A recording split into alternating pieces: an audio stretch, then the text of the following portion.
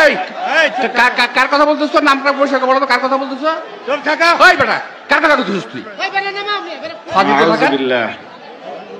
নবীরে ধৈরা জেলে দিয়ে কমুনে সালা বেড়া, নবীরে ধৈরা জেলে দিয়ে কমুনে সালা বেড়া। এদের ব্যাপারে রাসূল বলেছেন, ওয়া ইন সামা ওয়া সাল্লা ওয়া যাআমা আন্নাহু মুসলিমুন, যদিও সে সালাত আদায় করে, যদিও সে সিয়াম পালন করে, যদিও নিজেকে মুসলমান বলে দাবি করে, তবু সে টাটকা কাঁচা মুনাফিক।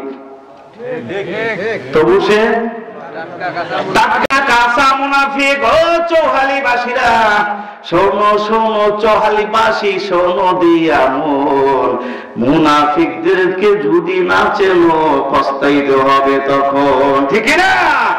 এদের ব্যাপারে দেখেন, এদের নামাজ, এদের সিয়াম, এরা নিজেকে যতই মুসলমান বলে দাবি করুক, আল্লাহর কাছে কোনো কিছুই আসে যায় না।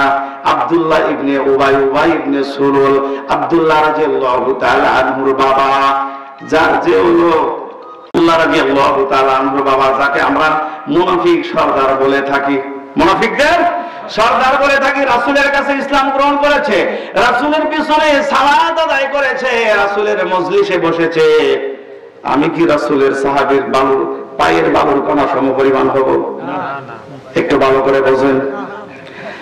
এই উবাই ইবনে সুলুল যখন মারা গেল, ওই ইবনে সুলুল মারা যাওয়ার পরে তার সন্তান আব্দুল্লাহ রাদিয়াল্লাহু তাআলা আনহু আল্লাহর নবীর কাছে গেলেন, গিয়ে বলতেছেন, নবী গো, আমার বাবা মারা গিয়েছে, আপনার গায়ে যে জামাটা আছে, এই একটু সামনে আসেন, আপনার গায়ে যে জামা আছে এই জামাটা আপনি খুলে দেন, আপনার এই জামা মোবারক দিয়া আমার বাবার কাফনের কাপড় বানাবো, কারণ এই জামার সাথে আপনার গায়ের গাম লাগানো আছে, আপনার গায়ের গাম মোবারক জামার সাথে আছে না নাই? এরপরে জামাটা কার? রাসূলের। নবী গো, আপনার জামা মুবারকটা একটু খুলে দেন, আমার বাবার কাফনের কাপড় বানাবো, এই জন্য আপনি জামাটা খুলে দেন। আল্লাহর নবী সঙ্গে সঙ্গে জামাটা খুলে দিলেন।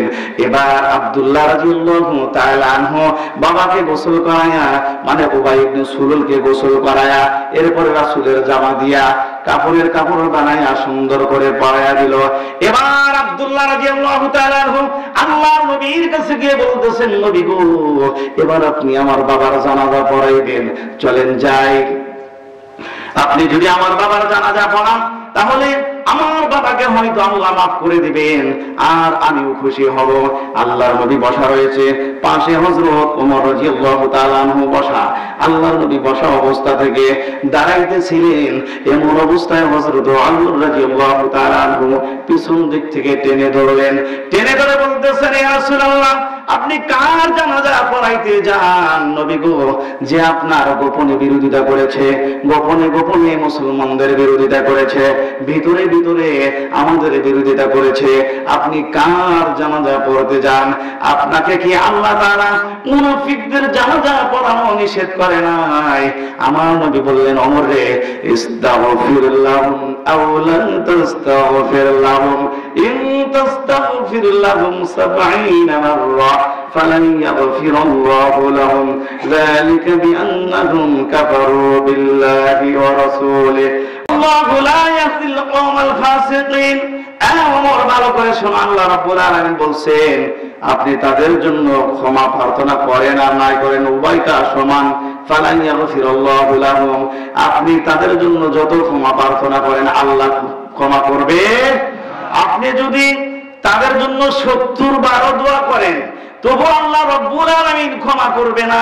আল্লাহু লা ইয়াহদিল কওমাল ফাসিকিন, ফাসিকদের আল্লাহ রাব্বুল আলামিন কখনো হেদায়েত দেন, ফাসিকরা কখনো হেদায়েত পায় না, তারা স্পষ্ট পাপাচারী, অপরাধী। এবার আমার নবী বলতেছে, ওমর রে, আল্লাহ রাব্বুল আলামিন 70 বারের কথা বলেছেন, আমি নবী 70 বার নয়, এর চাইতে আরো বেশি তার জন্য দোয়া করব। সুবহানাল্লাহ। আমার নবীর কত ভালোবাসা দেখছেন, উম্মতের প্রতি তার কত দরদ। সে চায় না যে আমার একজন উম্মত জাহান্নামের আগুনে জ্বলুক। সম্মানিত প্রিয় ভাইরা, এখানে আমাদের জন্য শিক্ষা নিয়ে রয়েছে, এত সুন্দরভাবে আল্লাহর নবী উবাই ইবনে সুলুলের জানাজা পড়াইলেন। জানাজা পড়ানো শেষ, এবার তিনি বাড়ির দিকে রওনা দিচ্ছেন। এবার আল্লাহ রাব্বুল আলামিন বললেন, ওয়ালা তুসাল্লি আলা আহাদিন মিনহুম মাতা আবাদা ওয়ালা তাকুম আলা কবরিহি ইন্নাহুম কাফারু বিল্লাহি ওয়া রাসূলিহি ওয়া মাতু ওয়া হুম ফাসিকুন। আল্লাহু আকবার। ওমর রাদিয়াল্লাহু তাআলা আনহুর সিদ্ধান্তের উপরে আল্লাহ রাব্বুল আলামিন আয়াত নাযিল করে দিলেন। দেখছেন নি, ওমর রাদিয়াল্লাহু তাআলা আনহুর সিদ্ধান্তের উপরে এবার আল্লাহ বললেন, নবী গো ওয়ালা তুসাল্লি আলা আহাদিন মিনহুম মাতা আবাদা, এই মুনাফিকদের মধ্যে কেউ যদি মারা যায় আপনি তাদের জানাজা পড়াইবেন না। এবার বলুন তো, এই কথাটা কি শুধু ওই উবাই ইবনে সুলুলের জন্য নাকি কিয়ামত পর্যন্ত আমাদের সমাজে যত মুনাফিকের আগমন ঘটবে সমস্ত মুনাফিকদের জন্য? সমস্ত মুনাফিকদের জন্য কিয়ামত পর্যন্ত। কিন্তু আমরা যদি ওই সমস্ত নেতাদের জানাজা না পড়াই, আপনারাই বলেন এই মসজিদ, এই ইমামকে মসজিদ থেকে বাইরে করে দিন, কি বলেন? আপনারাই বলবেন এই ইমামকে মসজিদ থেকে বাইরে করে দে। হ্যাঁ হ্যাঁ, সে কি মুসলমান না, সে কি অমুক না তমুক না, অথচ আল্লাহ নিষেধ করতেছে ওয়ালা তুসাল্লি আলা আহাদিন মিনহুম মাতা আবাদা, এদের যদি কেউ মারা যায় আপনি তাদের জানাজা পড়ায়েন না নবী।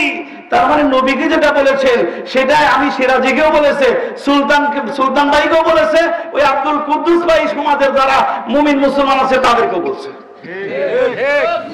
এবার কি শুধু নামাজের কথা বলছে, জানাজা নামাজের কথা আরো স্পষ্ট করে দিয়ে বলতেছে ওয়ালা তাকুম আলা কবরি, এমনকি আপনি তাদের কবরের পাশে দাঁড়ায় দোয়াও করেন না। দেখছেন নি, আল্লাহ বলতেছেন নবী গো ওয়ালা তাকুম আলা কবরি, আপনি তাদের কবরের পাশেও গিয়া দাঁড়ায়েন না, তাদের জন্য দোয়া করেন না। ইন্নাহুম কাফারু বিল্লাহি ওয়া রাসূলিহি, নিশ্চয়ই তারা আল্লাহ এবং তার রাসূলকে অস্বীকার করেছে, আল্লাহ এবং তার রাসূলের সাথে বিরোধিতা করেছে, দুশমনী করেছে, অস্বীকার করেছে। সেই দিন আমি একটা ভিডিও দেখলাম, যারা পুনরায় খাওয়ার জন্য উঠে পড়ে লাগছে, তার সমাবেশের ভিতরে কিছু ভাইরা অতি উৎসাহিত হয়ে নারায়ে তাকবীর আল্লাহু আকবারের ধ্বনি দেওয়াতে বলতেছে, এই কি কইলি কি কইলি, আবার একটু কর, কি কইলি কি কইলি, তোর নবীরে দইরে জেলখানায় দিয়া নাউযুবিল্লাহ। তোর নবীকে শোনাম, আপনি শুনবেন, শুনছেন? বলতেছে তোর নবীরে দইরা জেলখানায় দিয়া নাউযুবিল্লাহ বলবেন না। তাহলে এই নেতা মারাও যাবে, আবার এই নেতার জানাজাও হবে, আবার এই নেতার জানাজা ওই আলেম ওই ইমাম ওই খতিব যদি না পড়ায় তার ইমামতি আর খতিবগিরি থাকবে না। আরে ভাই, আমার মতো সিরাজি, সুলতান মাহমুদের মতো কোটি মৌলবী, এই আব্দুল কুদ্দুসের মতো মিলিয়ন মিলিয়ন মৌলবী একসাথে হয়েও যদি তোমার জন্য দোয়া করে, তোমার এই জানাজা তোমার এই দোয়া আল্লাহ কবুল করবে। আরে স্বয়ং নবীর দোয়াই তো আল্লাহ কবুল করে নাই, ঠিক ঠিক ঠিক, স্বয়ং নবীর দোয়াই তো আল্লাহ কবুল করে নাই।